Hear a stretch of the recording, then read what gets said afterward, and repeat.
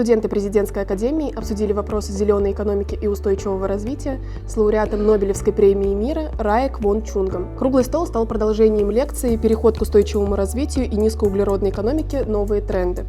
Выступление профессора стало одним из мероприятий, приуроченных к столетию РАНХиГС.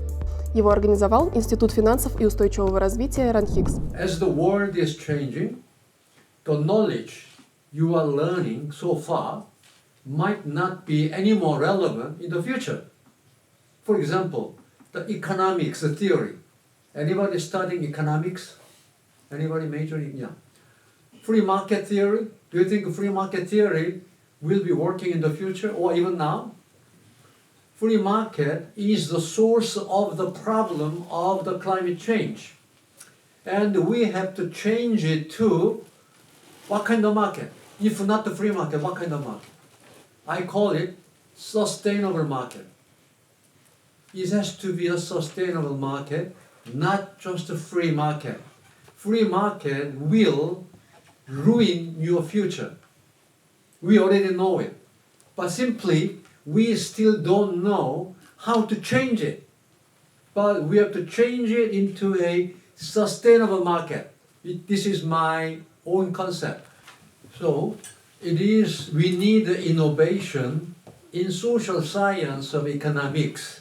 We cannot just follow and accept the conventional economic knowledge.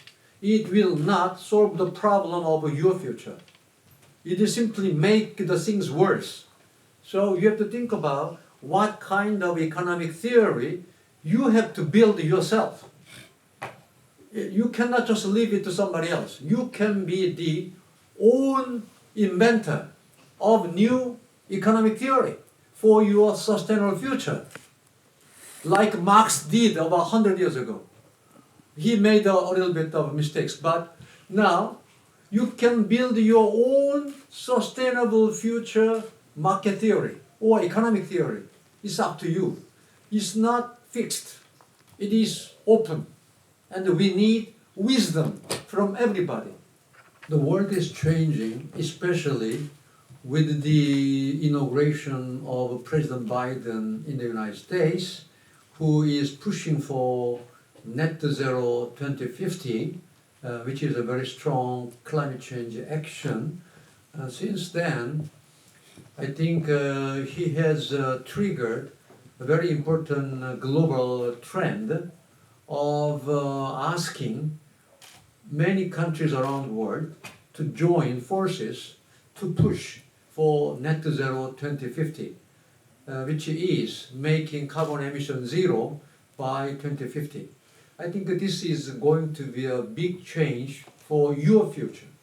Как вы знаете, на сегодняшний день многие страны Европы заявили о том, что они хотели бы перейти к зеленой энергетике к 2030, к 2050 году, некоторые, например, Германия. И, как вы знаете, на сегодняшний день на энергетическом рынке Европы случился страшный кризис, то есть цены на энергоносители в некоторых странах выросли чуть ли не в 10 раз.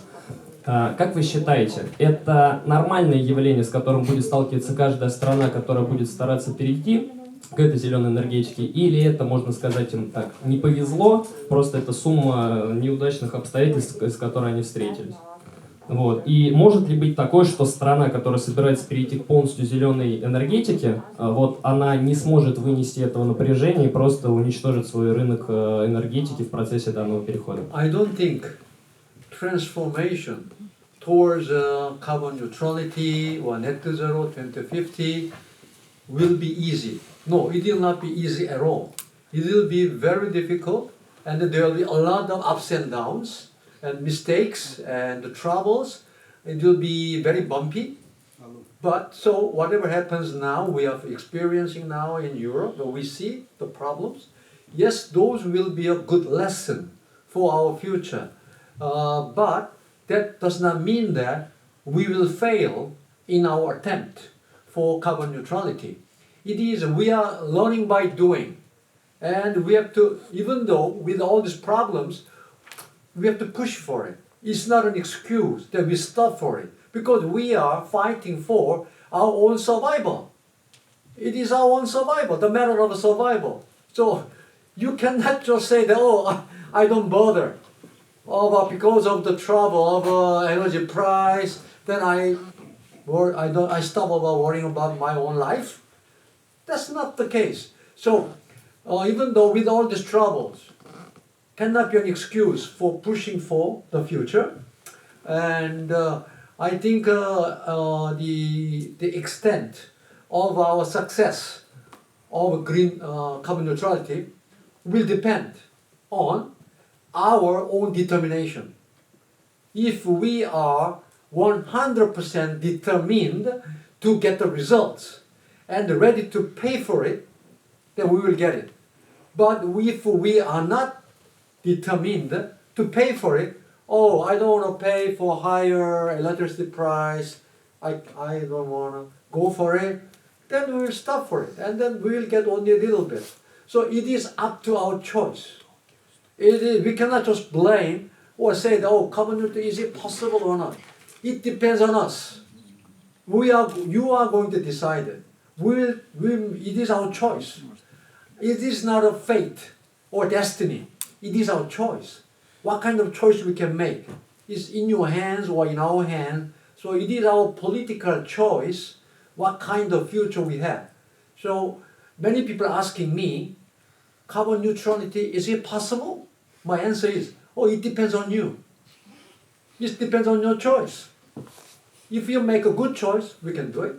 If you make a better choice, forget about it. В каждой стране рано или поздно придется перейти к более зеленым методам добычи энергетики. А в связи с этим у меня вопрос. Какие меры должно принять правительство, чтобы, так сказать, подготовить население к предстоящим переменам? Благодарю. Very important question, and this is why many people already trying to solve the problem. And in Korea, we are emphasizing fair and just transition to carbon neutrality. So it is not only about energy only, but about people as well. So we, the Korean government, according to their plan, one of the main pillars of carbon neutrality is fair and just and inclusive transformation, taking care of the people affected by the transformation. This is one of the big pillars of the transformation.